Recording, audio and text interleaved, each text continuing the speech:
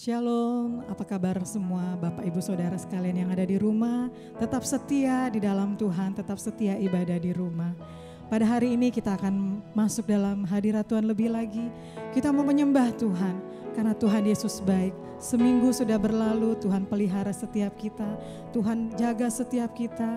Biarlah pada saat ini kita mau datang sama Tuhan. Berikan hatimu yang terbaik buat Tuhan. Buka hatimu buat Tuhan. Biarlah pada saat ini Tuhan menjamah setiap kita. Tuhan hadir di rumah-rumah. Tuhan hadir di setiap kita di tempat ini. Biarlah pada saat ini kita merasakan hadirat Tuhan. Sebelum kita mulai, kita berdoa. Terima kasih Tuhan Yesus, terima kasih Tuhan. Seminggu sudah berlalu ya Tuhan. Tidak pernah Engkau meninggalkan kami sedetik pun ya Tuhan. Kami bersyukur dan bangga punya Allah seperti Engkau. Allah yang senantiasa setia pada setiap kami. Allah yang tidak pernah meninggalkan kami sedetik pun. Terima kasih Tuhan Yesus. Kami bangga punya Allah seperti Engkau ya Tuhan. Kami bangga punya Allah yang besar seperti Engkau ya Bapa. Terima kasih Tuhan Yesus. Ini kami ya Tuhan. Kami mau buka hati kami di hadapan-Mu ya Tuhan. Kami mau serahkan seluruhnya ya Tuhan kepadamu ya Bapa. Segala bebannya Tuhan, pikiran kami, permasalahan kami mau taruh di bawah kaki-Mu ya Tuhan. Kami mau menyembah-Mu lebih lagi ya Tuhan. Karena itulah yang menyenangkan hati-Mu ya Bapa. Terima kasih Tuhan Yesus, terima kasih.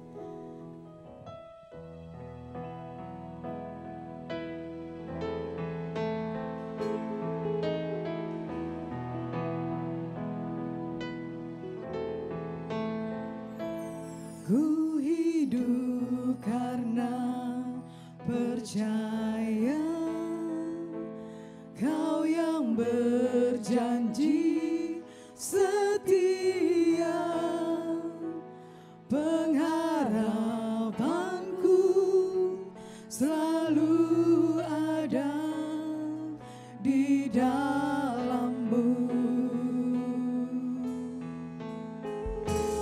Ku tidak akan menyerah meski dalam kesesakan. Seluruh hidupku dalam genggaman-Mu.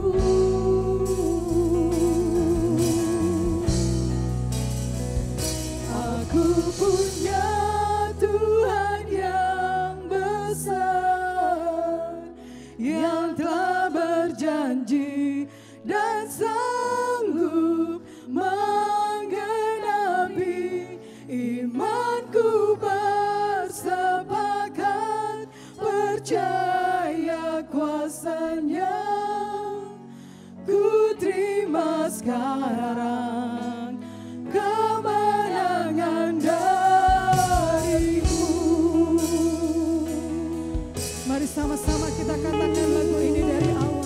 Ku hidup karena percaya Kau yang berjanji setia, pengharapanku selalu ada di dalam-Mu. Ku tidak akan menyerah Tuhan. Ku tidak akan menyerah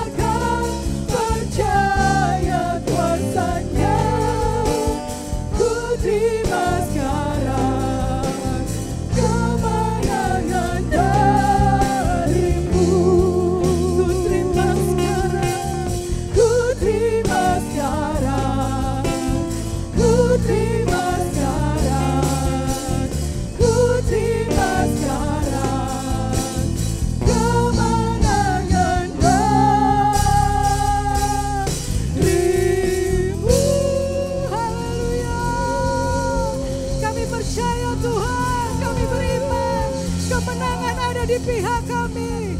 Haleluya.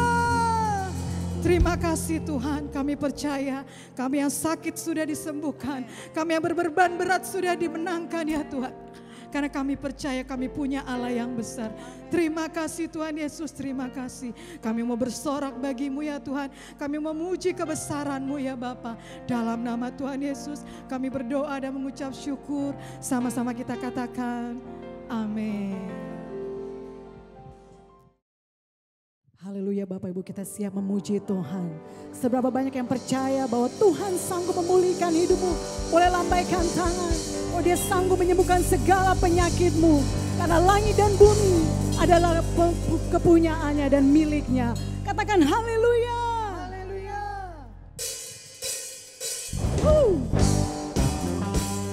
Kami memuji Kau Tuhan. Di tempat ini.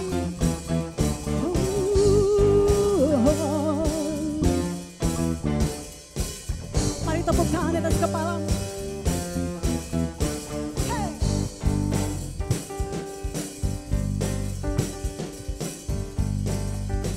Mari sama-sama katakan. Langit dan bumi pujilah Tuhan, sebab Dia ciptakan semuanya. Keagungannya mengatasi langit bumi, sembah sujud di hadapan. Semua memuji-Mu. Sekali lagi katakan, say.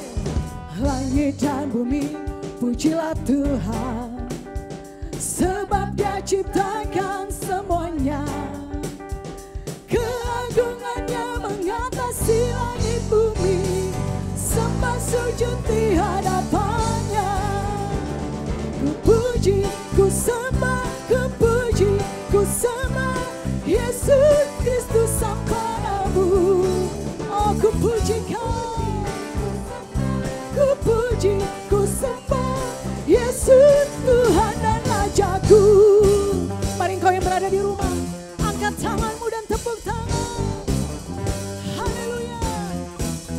Say, langit dan bumi pujilah Tuhan, sebab Kau ciptakan semuanya. Keagungannya mengatasi langit bumi, sembah sujud di hadapan-Nya. Ku puji, puji. Mari angkat tangan, lambaikan tangan. Yesus Kristus Sang Penebusku.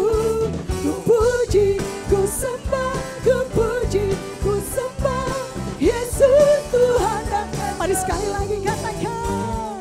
Ku puji, ku sembah, ku puji, ku sembah Yesus Kristus Sang Penebusku. Ku puji, ku sembah, ku puji, ku sembah Yesus Tuhan dan Rajaku. Mari engkau yang berada di rumah, tetap lambaikan tanganmu, nyatakan sukacitamu di hadapan Tuhan. Oh, haleluya. Ini sorak-sorai kami Tuhan. Mari angkat tangan, sama-sama katakan. Haleluya, amin. Haleluya, amin. Haleluya, amin. Haleluya. Boleh lebih keras lagi katakan. Haleluya. Mana suaranya? Oh, haleluya Tuhan. Haleluya. Amin. Haleluya. Katakan amin. Haleluya. Amin. Mari engkau yang berada di rumah. Haleluya. Tepuk tanganmu lebih keras lagi. Amin. Haleluya. Amin. Haleluya. Amin. Sekali lagi sama-sama. Oh, haleluya. Haleluya. Amin. Haleluya. Amin. Haleluya. Amin. Haleluya. Amin. Haleluya. Amin. Yang percaya janji Tuhan. Haleluya. Amin. Kami percaya janji-Mu Tuhan, untuk selama-lamanya kasih setiamu. Katakan haleluya. Mari bersorak bagi Tuhan. Oh baik Tuhan, oh sungguh baik. Terima kasih Tuhan, ini pujian bagi umat-Mu Tuhan Yesus. Biar Kau disenangkan, Kau dimuliakan Bapa. Terima kasih Bapa, kami siap mendengarkan firman-Mu. Yang terbaik Tuhan, Kau pasti nyatakan bagi setiap kami. Di dalam nama Tuhan Yesus, sama-sama katakan amin.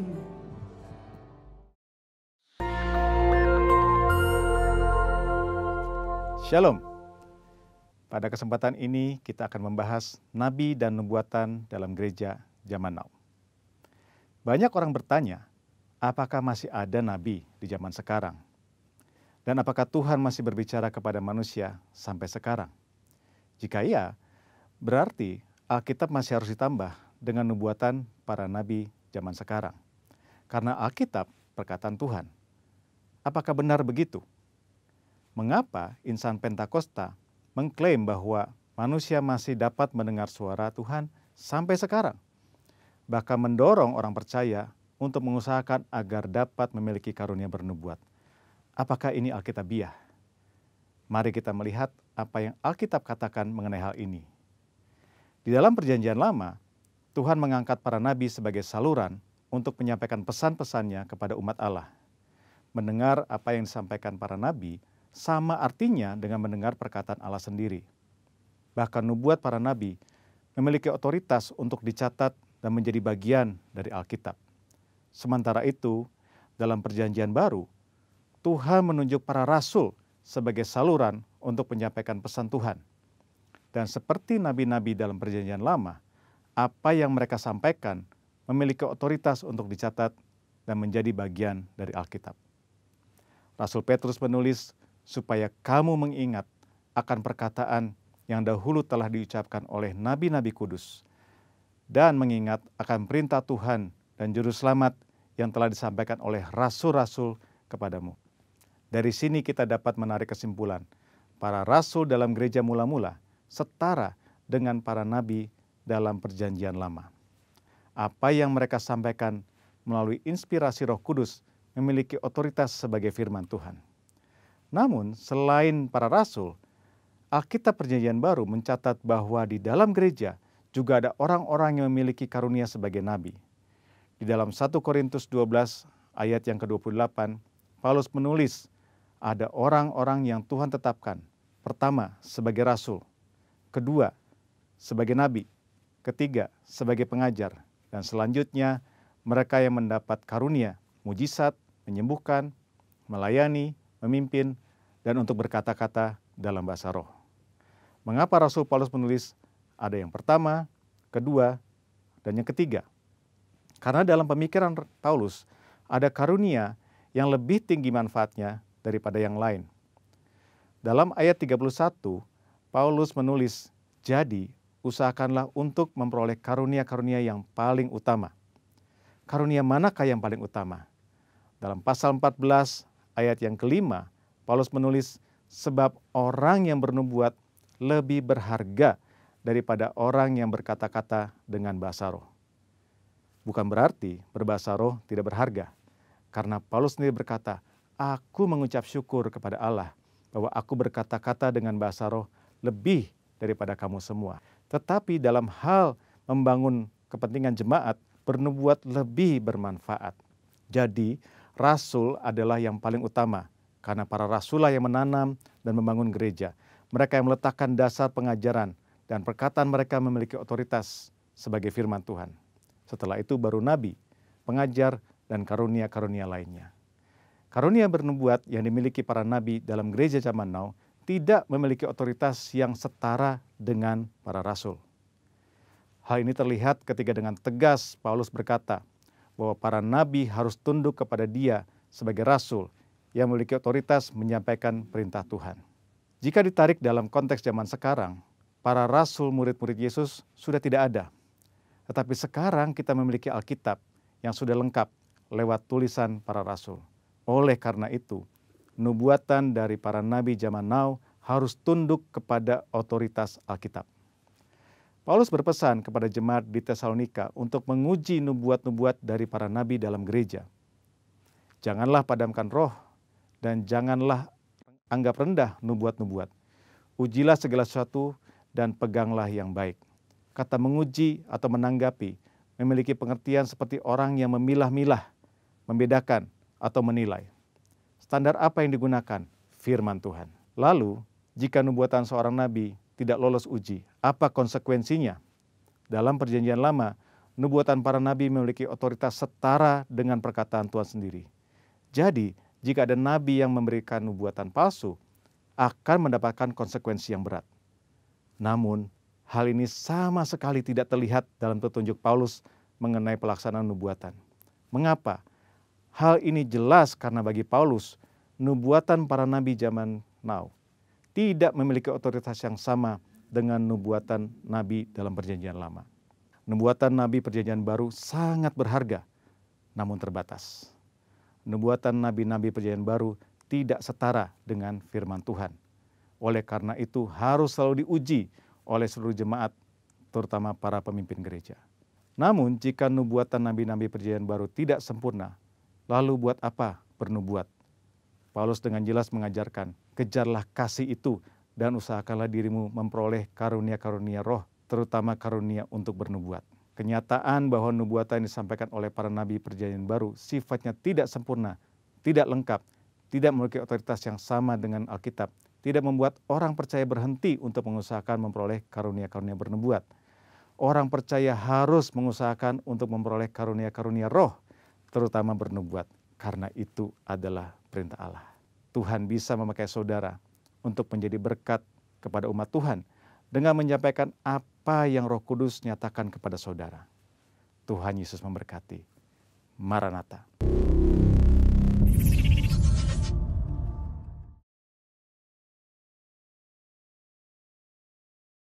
Mari Bapak Ibu kita akan masuk dalam doa syafaat, kita tundukkan kepala, kita berdoa. Kami mengucap syukur terima kasih Tuhan Yesus untuk segala kebaikan-Mu Tuhan yang Kau sudah berikan bagi setiap umat-Mu Bapa. Hari ini Tuhan Yesus kami menaikkan doa-doa kami kepadamu. Kami berdoa ya Tuhan Yesus untuk para pemimpin rohani kami Tuhan. Kami berdoa buat Bapak Insinyur Niko Notoro Harjo. Tuhan Engkau yang memberkati, memelihara, Engkau Tuhan yang melingkupi dengan kuasa-Mu buat pemimpin kami, buat Pak Niko ya Tuhan, beserta keluarga besarnya Tuhan. Kami percaya perlindungan-Mu sempurna atas hamba-Mu ya Tuhan. Dan keempat wakilnya ya Tuhan Yesus, Tuhan biarlah Engkau Tuhan yang melindungi, menjaga Tuhan, memelihara Bapa di mana saja mereka berada. Terima kasih juga Tuhan, kami berdoa Tuhan buat kepala rayon kami ya Tuhan Yesus, untuk Bapak James ya Tuhan. Tuhan Engkau juga yang mengurapi ya Bapak hamba-Mu supaya terus menyatakan apa yang menjadi isi hati-Mu untuk rayon 1A Tuhan. Tuhan kami juga minta perlindungan yang sempurna turun atas Pak James dan keluarganya Tuhan Yesus. Kami percaya Tuhan Yesus Engkau yang menjaga, melindungi hamba-Mu ini Tuhan. Mazmur 91 menjadi bagian buat Pak James dan keluarga, juga untuk kedua wakilnya Tuhan. Terima kasih ya Tuhan, biar rayon 1A terus berkembang Tuhan, ke kanan dan ke kiri sesuai dengan apa yang menjadi isi hati-Mu Tuhan. Terima kasih juga Tuhan, kami berdoa secara khusus untuk gembala kami ya Tuhan, GBI Blok M di tempat ini. Buat Pak Edi ya Tuhan Yesus beserta keluarga besar Tuhan. Tuhan Engkau juga yang menjaga, memelihara hamba-Mu ini Tuhan. Di mana saja mereka berada ya Tuhan, biar perlindungan-Mu sempurna ya Tuhan. Engkau juga yang menyertai Tuhan untuk kedua wakilnya, buat Pak Hari, buat Kosugi ya Tuhan. Biarlah Tuhan Yesus Engkau yang mengikat mereka dengan tali kasih-Mu Tuhan. Supaya apa yang menjadi isi hati-Mu Tuhan, Kau nyatakan terus bagi gembala kami ya Tuhan dan kedua wakilnya, bagi pemimpin-pemimpin rohani kami Tuhan. Pengurapan-Mu selalu baru turun atas hamba-hamba-Mu. Terima kasih Tuhan Yesus. Kami menyerahkan juga gembala-gembala kul ya Tuhan. Tuhan biarlah Bapa Kami tetap terikat dalam doa ya Tuhan.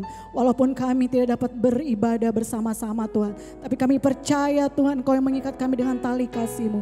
Ada kerjasama, ada unity Tuhan Yesus. Ada kasih yang melingkupi ya Tuhan. Sehingga kami boleh saling mendoakan, saling mendukung, saling memperdulikan satu sama lain Bapa. Terima kasih Bapa, kami juga berdoa ya Tuhan. Kami berdoa, kami mengangkat tangan kami untuk bangsa kami Indonesia. Terima kasih ya Tuhan Yesus. Engkau Tuhan yang membawa bangsa ini sampai hari ini Tuhan. Kami percaya Tuhan Yesus ada mujizat terjadi atas bangsa ini ya Tuhan. Tuhan biarlah Bapa melalui setiap peristiwa yang terjadi Tuhan. Kami terus Tuhan Yesus mengandalkan Engkau. Kami terus berpengharapan yang teguh Tuhan kepadamu ya Tuhan. Dan kami percaya Tuhan kami sanggup melewati setiap hal yang terjadi hari-hari ini ya Tuhan. Kami melewati ya Tuhan untuk resesi ekonomi ya Tuhan. Virus corona ini ya Tuhan Yesus yang ada dimanapun Tuhan. Biarlah Bapa Engkau Tuhan Yesus yang buka tangan-Mu Tuhan dan Kau menyatakan kasih-Mu ya Tuhan. Sehingga setiap pasien-pasien yang sakit boleh disembuhkan. Di dalam nama Tuhan Yesus. Di dalam nama Tuhan Yesus ada kesembuhan, ada pemulihan terjadi. Dalam nama Tuhan Yesus. Mereka juga ya Tuhan yang terdampak oleh virus ini ya Tuhan. Oh mereka yang tidak dapat bekerja, mereka yang di PHK ya Tuhan. Mereka yang tidak dapat Bapa menghidupi keluarga ya Tuhan Yesus. Tuhan biarlah Bapa Engkau yang cukupkan segala sesuatunya Tuhan. Engkau yang cukupkan ya Bapa. Dan kami percaya Tuhan semuanya boleh terpelihara di dalam nama Tuhan Yesus. Terima kasih ya Tuhan. Biar lawatan-Mu terjadi atas bangsa ini ya Bapa. Kasih-Mu Tuhan melimpah-limpah Tuhan. Kau nyatakan atas bangsa ini ya Tuhan. Kami menyerahkan juga Tuhan jemaat-Mu di mana saja mereka berada ya Tuhan. Biarlah jemaat-Mu juga terus Bapa ada dalam perlindungan-Mu ya Tuhan. Mazmur 91 menjadi bagian Tuhan bagi setiap jemaat GBI Blok M di mana saja berada. Kami tetap Tuhan mengangkat tangan kami, mengandalkan Engkau Tuhan Yesus dan tetap berpengharapan kepadamu ya Tuhan. Terima kasih Tuhan, terpujilah nama-Mu. Kami serahkan ya Bapa doa kami ini Tuhan di dalam nama Tuhan Yesus. Terima kasih, terpujilah nama-Mu. Dalam nama Tuhan Yesus kami sudah berdoa dan kami mengucap syukur. Haleluya, haleluya. Amin. Haleluya, terpujilah nama Tuhan Bapak Ibu. Mari kita akan sama-sama mendengarkan kebenaran firman Tuhan. Terima kasih Tuhan Yesus untuk kekuatan, untuk pengharapan yang selalu baru Engkau berikan bagi setiap kami. Kami mau menerima yang terbaik daripada-Mu ya Tuhan. Terima kasih Bapa, terpujilah nama-Mu Bapa. Haleluya, haleluya. Amin. Oh Jesus. Biar setiap kami Tuhan punya pengharapan yang teguh di dalam Engkau. Oh thank you God. Mari sama-sama. Ku tak menyerah, walau kadang ku tak mengerti, tetap berserah, keyakinan di dalam hati. Rencana yang terbaik semuanya datang dari-Mu, karena tangan-Mu memurnikanku. Ku tetapkan hatiku untuk percaya tanpa syarat, takkan goyang. Ku nyatakan imanku untuk setia, senangkan hatimu. Ini pengharapan kami di dalam Kau Tuhan Yesus. Kami tidak akan menyerah apapun yang terjadi.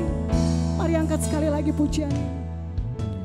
Ku tak menyerah, walau kadang ku tak mengerti, tetap berserah, keyakinan di dalam hati. Katakan rencana yang terbaik Tuhan, rencana yang terbaik. Semuanya datang darimu, karena tangan-Mu Tuhan, karena yang memurnikan setiap kami.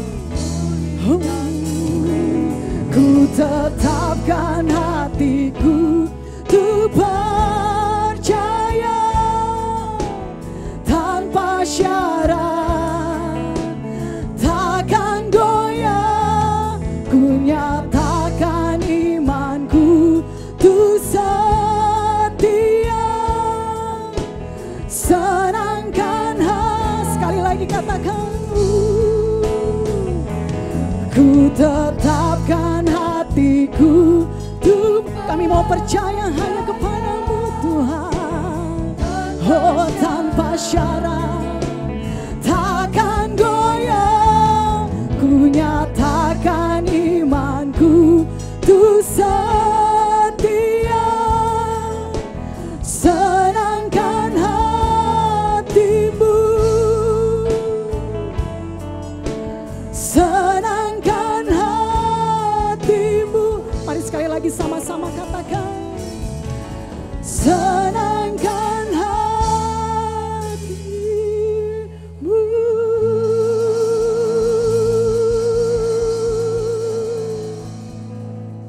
Dalam nama Tuhan Yesus kami siap terima yang terbaik. Haleluya. Amin. Shalom, puji nama Tuhan. Hari ini kita kembali lagi ketemu melalui online. Bagaimana selama ini saudara-saudara, kita udah lama tidak ketemu. Saya harap saudara semua diberkati oleh Tuhan. Haleluya. Saudara-saudara, kita belajar Alkitab. Kita buka mulai melalui ayat dari Amsal pasal 13 ayat yang ke-13 yang mengatakan, siapa meremehkan firman, ia akan menanggung akibatnya. Tetapi siapa taat kepada perintah akan menerima balasannya. Nah, saudara-saudara, hari-hari ini kita memang sedang ada di dalam situasi di mana kita menghadapi epidemi COVID ini yang sudah kita jalanin mulai Maret, April, sekarang Mei. Kita harapkan nanti bulan Juni kita sudah bisa bebas semuanya. Tapi saudara-saudara, sebenarnya kalau kita melihat hari-hari ini ada istilah baru. Istilah yang katakan new normal life. Tahun 2020 ini kita sedang bergerak di dalam satu visi yang diberikan oleh Tuhan melalui gembala sidang kita, bahwa tahun ini adalah new dimension. Satu dimensi yang baru.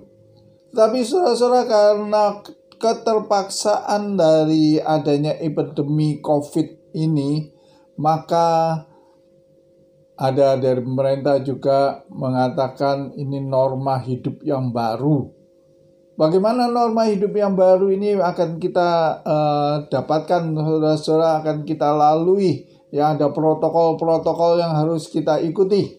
Misalnya, kita harus melakukan social distance, kemudian kita harus sering cuci tangan, kemudian kita nggak boleh terlalu sering pegang muka kita tanpa cuci tangan, kita kemana-mana harus pakai masker, kita harus rajin berolahraga, berjemur, istirahat yang cukup, makan yang bergizi. Saudara-saudara, ini protokol-protokol yang harus kita ikuti sehingga kita bisa hidup aman dari serangan virus COVID-19 ini. Nah, saudara-saudara, ada aturan-aturan yang harus kita ikutin. New dimension. Kalau kita bicara dalam 2 Korintus 3 ayat yang ke-18, di sana berbicara tentang kemuliaan Tuhan yang akan bertambah dalam kehidupan kita. Dalam Ulangan pasal yang ke-28 ayat 13 sampai 14 di sana dikatakan bahwa Tuhan telah mengatur kita bukan menjadi ekor, tetapi akan menjadi kepala, dan kita akan tetap naik, tidak akan turun. Nah, saudara-saudara, untuk mencapai hal yang demikian juga ada aturan-aturan, protokol-protokol yang harus kita ikuti. Firman Tuhan hari ini mengajarkan kepada kita tentang dua perkara. Yang pertama, tidak meremehkan firman Tuhan. Yang kedua adalah taat dengan perintah Tuhan. Nah, saudara-saudara, ada dalam Alkitab sebuah contoh. Dalam 1 Samuel pasal yang ke-15. Nanti kalau saudara baca mulai ayat yang pertama sampai ayat yang terakhir, saudara akan temukan di sana tentang Raja Saul. Raja Saul pada waktu itu sudah ditolak oleh Tuhan karena beberapa kali sebelumnya dia sudah tidak taat akan firman Tuhan. Tapi kesempatan ini Tuhan berikan kesempatan yang baik kepada Raja Saul. Supaya apa, saudara-saudara? Raja Saul diberikan perintah oleh Tuhan untuk memerangi orang-orang Amalek. Tuhan akan menyerahkan orang Amalek karena orang Amalek itu pada waktu bangsa Israel keluar dari Mesir tidak membantu orang-orang Israel waktu lewat daerah Amalek, bahkan memeranginya, sehingga Tuhan merencanakan untuk membinasakan juga orang Amalek ini. Karena itu sebagai musuh bangsa Israel pada waktu itu, Tuhan berikan perintah kepada Saul, kerahkan pasukanmu, perangi bangsa Amalek. Aku akan menyerahkan mereka ke dalam tanganmu. Meskipun dalam kondisi pada saat itu kekuatan Amalek lebih besar dari kekuatan bangsa Israel, tapi Tuhan berjanji, aku akan menyerahkan orang-orang Amalek ke dalam tanganmu. Tapi dengan satu syarat, engkau harus membunuh semua orang Amalek, juga ternaknya engkau harus bunuh. Ini adalah pesan yang diberikan oleh Tuhan melalui Samuel kepada Saul. Saul harus maju berperang dengan syarat yang demikian. Tapi apa yang dilakukan oleh Saul pada waktu dia mulai berperang dan mengalami kemenangan, tentara-tentaranya melihat, wah, di Amalek ini lembu, domba, kambingnya banyak yang gemuk-gemuk. Mulailah terpikir oleh mereka.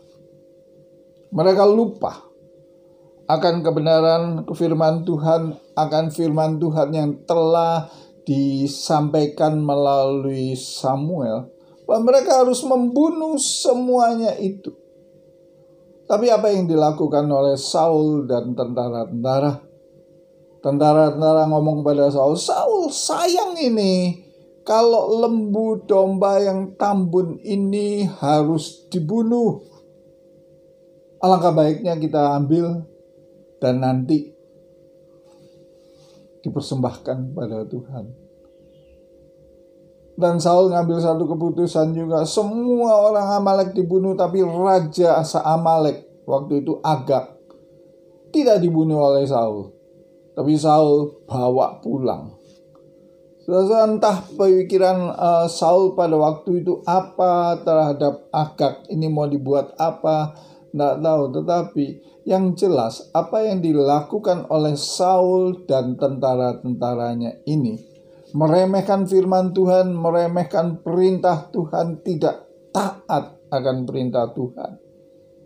Apa yang menyebabkan sih? Kenapa Saul bisa melakukan hal yang demikian ini? Kalau saya lihat, yang pertama karena ego Saul terlalu tinggi. Saul angkuh. Saul merasa dirinya kuat, raja. Dia bisa melakukan apapun juga, keputusan apapun juga. Apalagi rakyatnya memberikan sebuah kesempatan atau pilihan, ini loh bagus, ini loh bagus. Saudara-saudara, Saul karena keangkuhannya, kesombongannya, akhirnya Saul mengambil jalan pintas dia melakukan apa yang tidak berkenan di hadapan Tuhan. Nah, saudara-saudara, hal yang kedua, kenapa Saul melakukan hal yang demikian? Saudara-saudara, karena menurut pemikiran Saul atau orang-orang saat itu, Tuhan bisa sogok. Mereka menghalalkan segala cara. Pokoknya diambil nanti dipersembahkan kepada Tuhan, oke lah. Tapi di samping itu yang mendasari sifat pendidikan mereka adalah ketamakan. Ketamakan. Mereka mau mengambil sesuatu yang lebih, keuntungan untuk diri sendiri. Mari saudara-saudara, hari-hari ini kita belajar tentang hal yang demikian. Allah melihat perbuatan Saul ini sangat menyesal sekali. Kesempatan sudah diberikan, tapi Saul tidak mempergunakan kesempatan itu sebaik-baiknya. Karena itu Allah mengutus Samuel kembali kepada Musa. Melalui Samuel, Allah mengingatkan dalam 1 Samuel pasal 15 ayat yang ke-22 sampai 23. Demikian bunyinya, apakah Tuhan itu berkenan kepada korban bakaran dan korban sembelihan sama seperti mendengar suara Tuhan? Sesungguhnya mendengarkan itu lebih baik daripada korban sembelihan. Memperhatikan lebih baik daripada lemak domba-domba jantan. Sebab pendurhakaan adalah sama seperti dosa bertenung, dan kedegilan adalah sama seperti menyembah berhala dan terafim. Saudara-saudara, ini sebuah dosa yang dikatakan bahwa mendengar suara Tuhan itu lebih baik daripada korban bakaran. Nah, saudara-saudara, karena tindakan Saul itu maka Allah menolak Saul ditolak oleh Allah, dan dikatakan dalam Alkitab sejak saat itu Samuel gak pernah ketemu lagi dengan Saul. Saudara-saudara, bagaimana sikap kita hari-hari ini? Dalam menghadapi masa sulit, masa sukar hari-hari ini, bagaimana kita menyikapi terhadap firman Allah? Kalau kita baca dalam Alkitab, kita temukan dalam Injil Yohanes bahwa firman itu adalah Allah sendiri yang turun menjadi manusia. Saudara-saudara, jangan meremehkan firman. Firman itu berkuasa. Mazmur 119 di sana katakan bahwa firman Tuhan itu adalah pelita bagi kaki kita. Bahkan Tuhan Yesus juga waktu dicobai dikatakan bahwa manusia bukan hidup karena roti, tapi manusia hidup karena firman yang keluar dari mulut Allah. Karena itu penting sekali hari-hari ini saudara-saudara, kita boleh tetap pegang firman Tuhan. Jangan remehkan firman Tuhan. Ikuti perintah-perintah Tuhan. Dalam masa-masa masih normal, dalam masa-masa di mana kita ini hidup biasa, kita sudah melakukan kebenaran-kebenaran firman Tuhan. Tapi dalam kondisi yang sulit ini, jangan kita tergoda untuk meremehkan firman Tuhan. Jangan kita tergoda untuk tidak taat kepada firman Tuhan dengan alasan, nanti kalau aku ngikutin kebenaran firman Tuhan ini bagaimana kehidupanku selanjutnya? Tapi saudara-saudara, percayalah, peganglah. Bagaimana kita ini boleh tetap berharap, berserah kepada Tuhan. Tadi kita udah nyanyikan lagu bahwa yang katakan ku tak menyerah, walau kadang ku tak ngerti. Tentang berserah, keyakinan di dalam hatiku, rencana yang terbaik, semuanya datang darimu, karena tanganmu memurnikanku. Kutetapkan hatiku tak untuk percaya, kutetapkan hatiku untuk percaya tanpa syarat. Ku takkan goyah. Kunyatakan imanku untuk setia. Senangkan hatimu. Melekat padamu, selalu aku ada di hatimu. Melekat padamu, oh Yesus.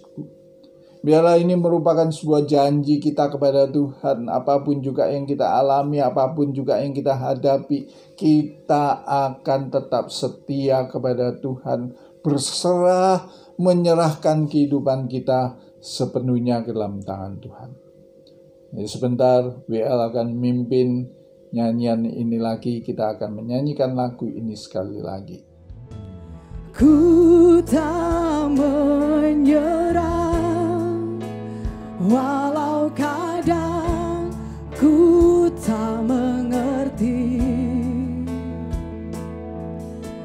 tetap berserah, keyakinan di dalam hati. Katakan rencana yang terbaik Tuhan, rencana yang terbaik. Semuanya datang darimu, karena tanganmu Tuhan, karena yang memurnikan setiap kami. Ku tetapkan hatiku untuk percaya tanpa syarat, takkan goyah. Ku nyatakan imanku untuk setia. Senangkan sekali lagi katakan, ku tetapkan hatiku untuk, kami mau percaya hanya kepadamu Tuhan. Oh, tanpa syarat, takkan goyah. Ku nyatakan imanku untuk setia. Senangkan hatimu, senangkan hatimu. Mari sekali lagi sama-sama katakan, senangkan hatimu.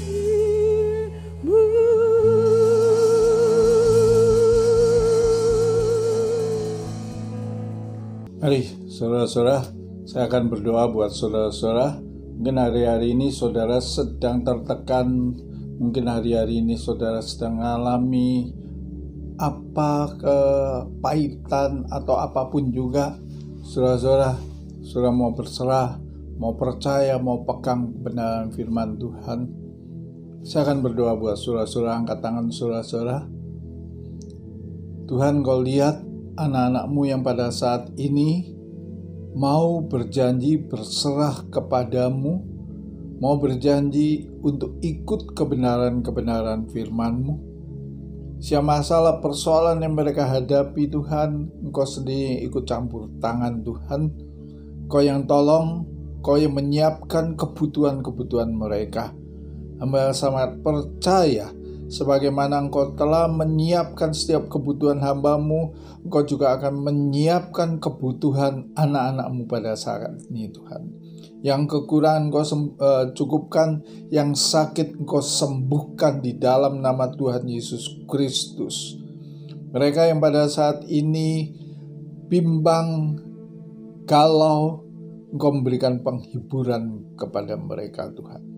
Terima kasih Bapa, umat-Mu dikuatkan, umat-Mu ditolong di dalam masa-masa sulit ini, mereka keluar sebagai pemenang. Terima kasih Bapa. Kiranya berkat kasih karunia melimpah dari Allah Bapa di dalam Anak yang tunggal yaitu Yesus Kristus, pertolongan, penghiburan, persekutuan yang manis dari Allah Roh Kudus menyertai kehidupan saudara-saudara sekalian mulai saat ini sampai Maranatha Tuhan Yesus menjemput kita di awan-awan permai, bahkan kekal selama-lamanya. Mari kita yang percaya diberkati, kita boleh katakan Amin. Haleluya, puji Tuhan. Tuhan memberkati saudara-saudara sekalian. Amin. Halo, shalom Bapak Ibu dikasih Tuhan Yesus. Kita berjumpa lagi di ibadah hari ini dan kita akan mendengarkan pengumuman. Pengumuman yang pertama adalah ibadah online tetap akan berjalan sampai keputusan pemerintah untuk menyatakan kita boleh dapat beribadah kembali. Jadi Bapak Ibu tetap stay at home, tetap beribadah bersama-sama dengan keluarga di rumah. Dan pengumuman yang kedua adalah Bapak Ibu bisa memberikan persembahan perpuluhan, diakonia atau persembahan misi melalui nomor rekening yang tertera di layar ini. Jadi Bapak Ibu tidak ada halangan untuk tetap dapat memberi, bahkan kita juga boleh menjadi berkat bagi mereka yang membutuhkan. Bapak Ibu, demikian pengumuman yang sudah saya sampaikan. Biarlah menjadi perhatian buat kita semua. Sampai berjumpa di ibadah berikutnya. Tuhan Yesus memberkati.